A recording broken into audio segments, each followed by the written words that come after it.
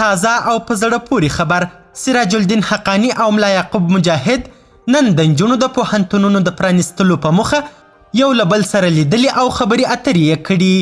ملا یعقوب او سراج الدین حقانی د نجونو د پوهنتونونو پرانیستلو لپاره په کندهار کې د شیخ هیبت الله سره ګوري.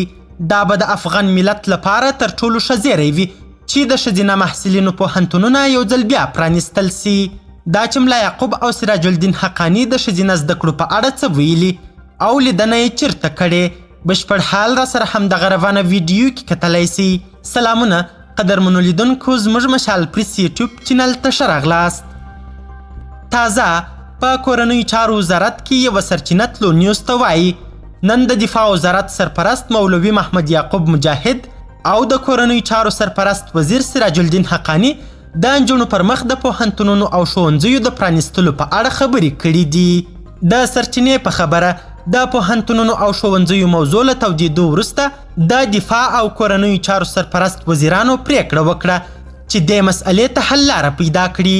سرچینه زیاتوي ټاکل سوې چې مولوي محمد یعقوب مجاهد، سراج الدین حقانی او یو شمیر نور دیني عالمان د دې مسئلې د حل لپاره کندهار ته ولاړ سي او هلته د اسلامي امارت له رهبر شیخ هیبت الله سره پرې خبرې وکړي. دا په داسې حال کې ده چې د طالبانو د حکومت د لوړو زده کړو وزارت د ډسمبر پر 20 پوهنتونونو ته په استولي لیک کې ویلي دي چې تر امر ثاني به د نجونو ټول شخصي او دولتي پوهنتونونه بند وي.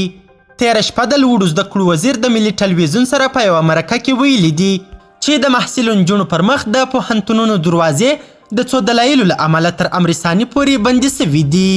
قدرمنو لیدونکو، نړۍ مننه چې ویډیو مو تر اخري شیبه وکتل. د لا زیاتو او نور لحظه پر لحظه خبرې مطالبو لپاره زموږ همدغه مشال پریس یوټیوب چینل سبسکرایب کړئ. تر بیا او بلې ویډیو ښه وخت ښې چارې، د الله په امان.